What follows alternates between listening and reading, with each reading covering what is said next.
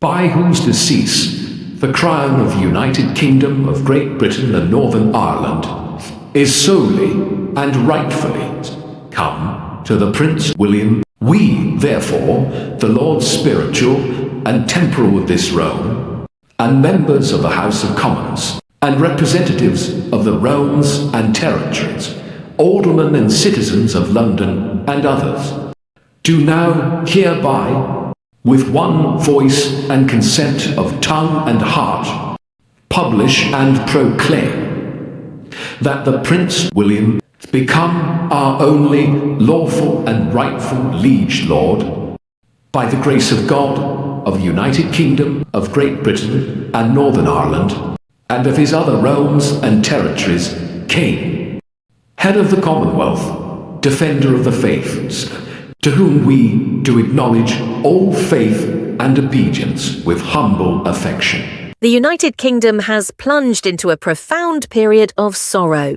Flags fly at half-mast across the nation, from Buckingham Palace to the smallest village halls, as the country grapples with the loss of King Charles III. It is a moment that has brought tears to millions, a time when the weight of history feels heavier than ever. Royal insiders are sharing whispers of the emotional scenes behind closed doors, where the royal family has come together in ways that reveal their deepest bonds. What really unfolded in those final days, and how did Princess Anne and Catherine step forward to honour their king in such a poignant way? Read on as we uncover the heartfelt details of this national farewell, and do not forget to share your thoughts at the end. It started with a simple, solemn statement from Buckingham Palace. On that fateful day in early July 2025, the world learned of King Charles III's passing after a brave battle with illness. The announcement triggered Operation Menai Bridge, the meticulously planned protocol for the monarch's death, drawing from centuries-old traditions but updated for modern times. The nation entered a period of national mourning that would last until the end of the state funeral, expected around 9 to 10 days later, mirroring the timeline of his mother's farewell. People gathered outside palaces, laying flowers and lighting candles, their faces etched with disbelief and grief. Television broadcasts looped images of the king's life, from his coronation to his environmental crusades, reminding everyone of the man behind the crown. But it was not just about public displays. Inside the family, the loss hit hard. King William V, newly ascended, faced the dual role of grieving son and steadfast leader. Sources close to the palace describe how he gathered his siblings and children, sharing quiet memories of their father's humour and dedication. One insider noted how William's voice cracked as he spoke of Charles's unwavering sense of duty, a trait he now carries forward. The mourning period brought a hush over the country, with events paused or adjusted, sports fixtures honouring the king with moments of silence, and even everyday life feeling subdued. It is these small shared acts of respect that bind a nation in times like this, turning personal loss into collective remembrance. As the days unfolded, the focus shifted to the funeral arrangements, where family roles would shine through in unexpected ways. In the shadowed halls of Windsor Castle and Balmoral, the royal family navigated their private grief amid public scrutiny. King Charles's death was not just a state event, it was a family tragedy that drew them closer. Princess Anne, known for her no-nonsense approach, was reportedly a pillar of strength, much like she was during Queen Elizabeth II's final days. She stayed by her brother's side in his last moments, offering the kind of steadfast support that has defined her life. Catherine, the Princess of Wales, balanced her own emotions with caring for her young children, explaining the loss in gentle terms while preparing them for the public roles ahead. Emotional moments abounded. One touching scene shared by those in the know involved King William and his aunt, Princess Anne, poring over old family photos late into the night. Laughter mixed with tears as they recalled Charles's quirky habits, like his love for organic gardening. Catherine's influence was subtle yet profound. She organised quiet family gatherings, ensuring everyone had space to process. Her own recent health challenges made her empathy all the more resonant, reminding the family of life's fragility. These private interactions highlighted how mourning brings out the human side of royalty. They are not just figures on stamps, they are parents, siblings, and loved ones facing the same heartaches as anyone else. As preparations ramped up, the family's unity became evident, setting the stage for the public ceremonies where Anne and Catherine would take centre stage. Princess Anne has always been the royal family's workhorse, and in this moment of national mourning, her role was nothing short of iconic. Drawing from her historic participation in Queen Elizabeth II's funeral, where she became the first female royal to walk in the procession behind the coffin, Anne once again stepped forward with quiet determination. For King Charles's procession, she led the way alongside Catherine, a symbolic nod to her brother's trust in her. Dressed in her naval uniform, a reminder of her honorary ranks, Anne marched with the poise of someone who has shouldered burdens her whole life. Her bond with Charles was special, forged through shared adventures and a mutual respect for duty. Insiders recall how Anne was often the one to lighten his mood with her dry wit, much like their late father, Prince Philip. During the mourning period, she coordinated family logistics, ensuring traditions were upheld without fanfare. One poignant milestone was her vigil at the king's lying in state, standing guard in a vigil that echoed the vigil of the princes, a ritual she broke barriers in before. It was a moment that left onlookers in awe, seeing her as the embodiment of resilience. Anne's transformation from the overlooked sibling to a central figure in royal crises shows how grief can elevate those who serve silently. Her leadership in the procession was not just ceremonial, it was a heartfelt tribute, proving that in times of loss, strength comes from the most steadfast hearts. Catherine, Princess of Wales, has grown into her role with elegance, and during King Charles's funeral, she emerged as a leading light. Leading the procession with Princess Anne was a departure from tradition, where women often rode in carriages, but it underscored her evolving status in the family. Her presence was calming, a steady hand guiding the nation through sorrow. Dressed in sombre black, with a veil that harkened back to royal mourning customs, Catherine walked with the confidence of someone who has faced her own trials. Her relationship with King Charles was warm and familial. He often praised her as a stabilizing force for William. In private, she shared stories of his grandfatherly affection toward her children, moments that brought smiles amid tears. During the mourning days, Catherine focused on the younger generation, helping Prince George, Princess Charlotte, and Prince Louis understand their grandfather's legacy. One insider described a tender scene where she brushed Charlotte's hair before an appearance, much like she did at past events, instilling poise without pressure. Her role extended beyond the family. She engaged with public tributes, reading messages from well-wishers, her eyes glistening with emotion. This transformation from shy newcomer to compassionate leader mirrors the monarchy's evolution, showing how personal growth shapes public duty. Catherine's leadership in the procession was a beacon of hope, reminding everyone that even in mourning, grace prevails. As the new sovereign, King William V faced his first major test, hosting global leaders amid his personal grief. While Princess Anne and Catherine led the procession, William took on the duty of welcoming politicians and heads of state at Westminster Abbey. It was a role steeped in protocol, yet infused with his father's lessons on diplomacy. Dressed in military attire, William greeted arrivals with firm handshakes and quiet words, his composure masking the sorrow beneath. This moment marked his ascension's reality. Hypothetical plans for his reign, discussed in whispers for years, now unfolded. He envisioned a modern monarchy focused on environmental causes like his father's, but with a fresh emphasis on mental health and youth. Insiders say William drew strength from Catherine's support, their partnership evident in subtle glances during the ceremony.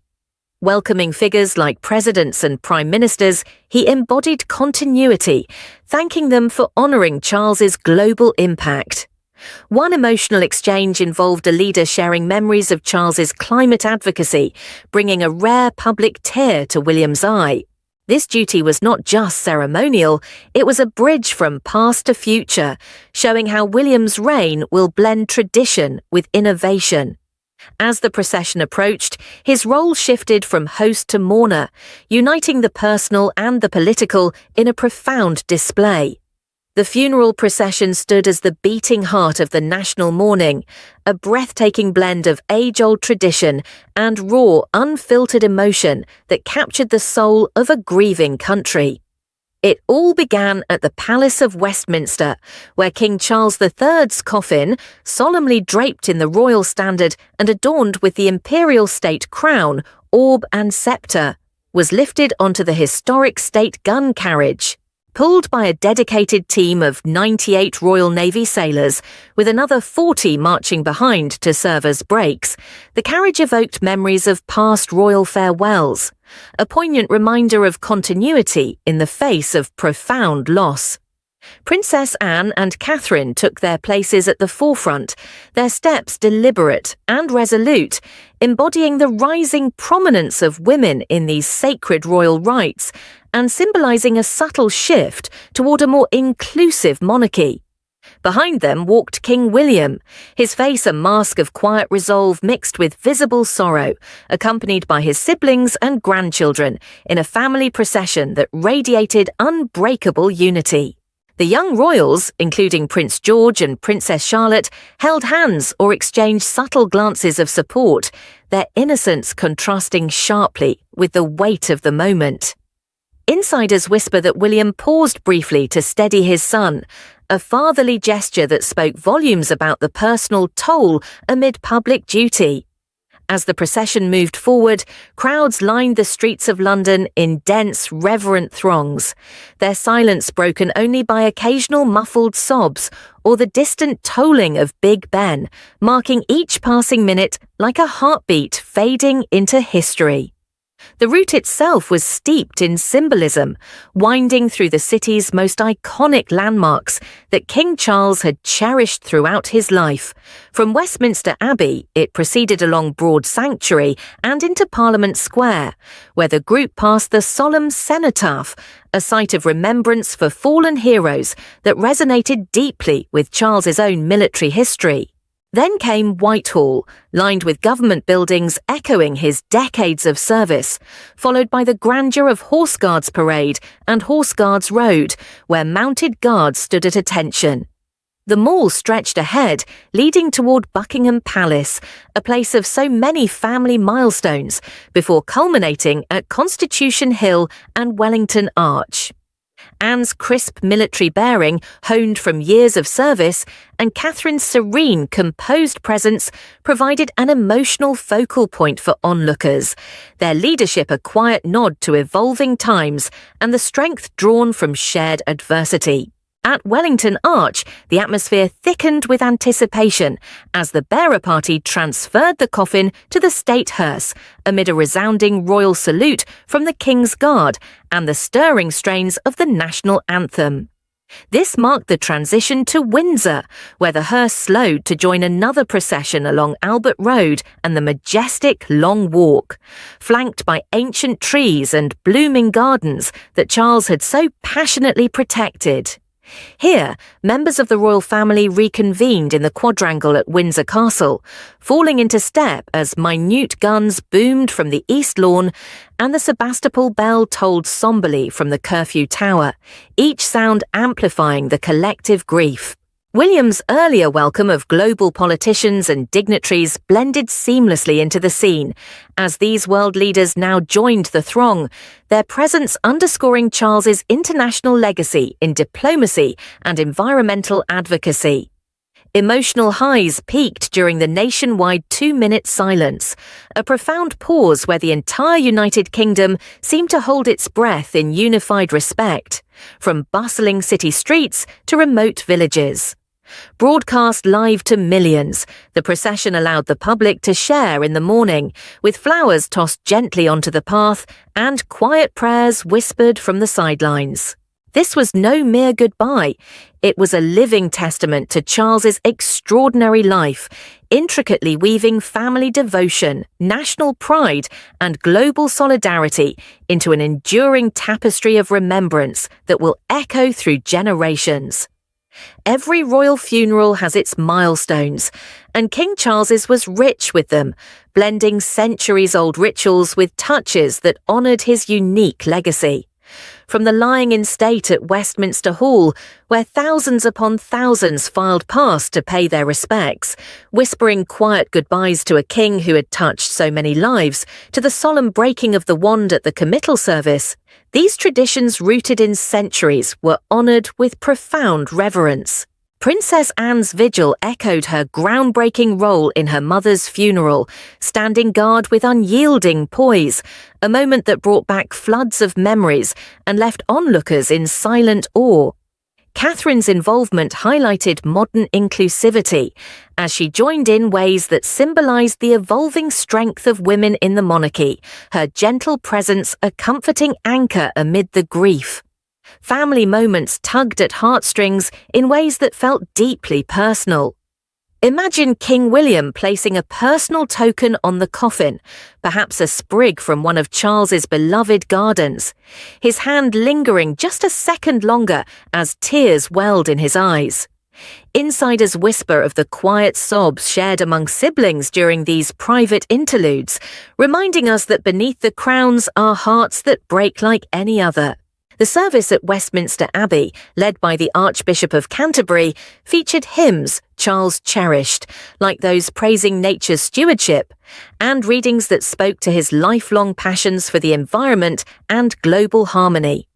Global tributes poured in, with politicians William had welcomed earlier sharing heartfelt stories of his father's diplomacy, from climate summits to quiet acts of kindness that bridged nations. National mourning meant half-masted flags, fluttering solemnly until the funeral's end, businesses pausing in respectful silence, and communities across the UK holding local services, where strangers hugged and shared tales of how Charles had inspired them. The procession itself was a spectacle of tradition, the coffin draped in the royal standard, borne on a gun carriage pulled by Royal Navy sailors, a nod to the historic practice that began with Queen Victoria's funeral when horses faltered. Minute guns fired every 60 seconds along the route, their echoes reverberating through London's streets, while Big Ben told the King's age in sombre strokes, a ritual that has marked royal passings for over a century. At the graveside, the Lord Chamberlain snapped his white staff of office, casting the pieces into the vault to signify the end of service, a poignant act that stirred emotions even among the stoic guards. Yet new elements emerged, weaving in Charles's forward-thinking spirit. Eco-friendly tributes like sustainable floral wreaths made from his organic estates, and carbon-neutral transport for dignitaries, reflecting his unwavering commitment to the planet he so fiercely protected. These milestones marked not just an end, but a profound transformation, as the monarchy passed into William's hands with a blend of ancient pomp and contemporary grace. Grief mingled with pride, creating a nation reflective, resolute, and ready to carry forward the lessons of a king who lived with purpose. As the final notes of the national anthem rang out over Windsor Castle, King Charles III's funeral drew to a close, marking the end of an era, but ensuring his influence would endure far beyond the grave. The poignant leadership displayed by Princess Anne and Catherine during the procession, combined with King William's dignified welcome of world leaders, painted a vivid picture of a royal family not just grieving, but poised and ready to embrace the next chapter. Insiders whisper that this unity was no accident. It reflected Charles's lifelong emphasis on family bonds and collective responsibility, lessons he instilled through quiet conversations and shared causes. Now, as the nation emerges from its days of profound sorrow, the the focus shifts to healing, with public memorials already in the planning stages, and his cherished initiatives like conservation efforts set to carry his name forward into perpetuity. King Charles's legacy as the Climate King stands as one of his most enduring contributions, a passion that began decades ago with his advocacy for organic farming, renewable energy, and combating climate change. From establishing the Sustainable Markets Initiative in 2020, which included the groundbreaking Terra Carta to guide businesses towards sustainability, to his tireless campaigns for biodiversity and ocean protection, Charles transformed royal influence into global action. Royal watchers recall how he inherited this environmental fervour from his parents and passed it on to his sons, creating a ripple effect that now sees William pledging to amplify these efforts in his reign. It's a transformation that goes beyond policy. It's about a monarch who saw the planet's fragility and urged the world to act, often ahead of his time. Behind palace walls, family members shared stories of his hands-on approach, like tending to organic gardens at Highgrove, moments that brought tears and smiles during the mourning period. In the wake of the funeral, the transition to King William Vi's rule signals a modern evolution of the monarchy, one that honours Charles while introducing fresh reforms. William plans a slimmer, more cost-conscious organisation, focusing on mental health, youth empowerment, and continuing his father's environmental crusades with a contemporary twist. Sources close to the new king describe his vision as hands-on, with overhauls to Buckingham Palace procedures and a leaner structure that balances tradition with innovation. This shift comes as the nation heals, with flags returning to full mast and daily life resuming, yet infused with a renewed sense of purpose. Public memorials are taking shape, from hypothetical statues in royal parks, echoing those unveiled for Queen Elizabeth, to dedicated conservation funds and tree planting initiatives across the UK, symbolising growth amid loss. Communities are organising local tributes, lighting candles and sharing memories, turning personal grief into communal strength. These elements weave together a legacy that's not confined to history books, but lives on in actions and hearts. Charles's quiet determination, mirrored in Anne's steadfast duty and Catherine's graceful poise, inspires William to lead with empathy and resolve. As the royal family steps forward, the monarchy emerges stronger, more relatable, and deeply connected to the people it serves. What was your most moving moment from this historic day? Let us know in the comments and subscribe for more insights into the royal family's touching stories. Trust us, the monarchy's next chapter is just as compelling.